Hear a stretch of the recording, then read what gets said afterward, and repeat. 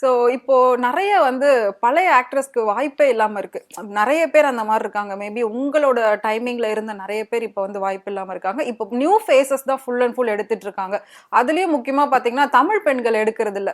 கன்னடால இருந்து கூட்டு வராங்க, அண்ட் மலையாளத்துல இருந்து கூட்டு வராங்க, ஹிந்தில இருந்து கூட்டு வந்து நடிக்க வைக்கிறாங்க. இப்படி எல்லாம் பண்ணிட்டு இருக்காங்க. ஸோ அதுக்கு என்ன ரீசன் நினைக்கிறீங்க? கூட்டிட்டு வந்து நடிக்க வைக்கிறதுன்னு ஒரு ஜானர் இருக்கு. இன்னொரு ஜானர் என்ன தெரியுமா? ஷூட்டிங் பார்க்க வராங்க பப்ளிக், ஓகே, அவங்கள கூப்பிட்டு எடுக்கிறாங்க. அதுக்கு என்ன காரணம்னு கேட்டா ஒரிஜினாலிட்டி, ரியாலிட்டி. ஏன்னா உங்களுக்கு இத்தனை கேரக்டர்ல பார்த்தாங்க, அப்போ நீங்க ஒரு கேரக்டர் பண்ணும்போது நீ நடிக்கிறது தெரியும். இதே ஒரு வெளி ஆள் வந்து நியூ ஃபேஸ் இப்ப எனக்கு வர சொல்றாங்க, மேடம் நீங்க கலரா இருக்கீங்க, நீங்க ஃபேரா இருக்கீங்க, மேக்கப்ல போடலாமே. இல்லங்க அதுக்கெல்லாம் டைம் இல்ல. ஒரிஜினாலிட்டி, ரியாலிட்டி, கிராமத்தம்மா உங்களை மாதிரி இருக்க கூடாது. ஏன் நான் படத்துல நான் கிராமத்து அம்மா தான். எனக்கு மேக்கப் போடலையா, அவங்க டல் மேக்கப்ப போட்டு எடுக்கலையா? சரி, ஏதாவது ஒரு காரணம் சொல்றாங்க. இப்போ நான் என்ன மாதிரி ஆர்டிஸ்ட்லாம் பட்ஜெட் வந்து கம்மியா போறோம், என்ன வேணா பட்ஜெட் ரெடியூஸ் பண்ணி போறதுக்கு ரெடியா இருக்கும். அது எங்க கிட்ட பேசினா தானே தெரியும்.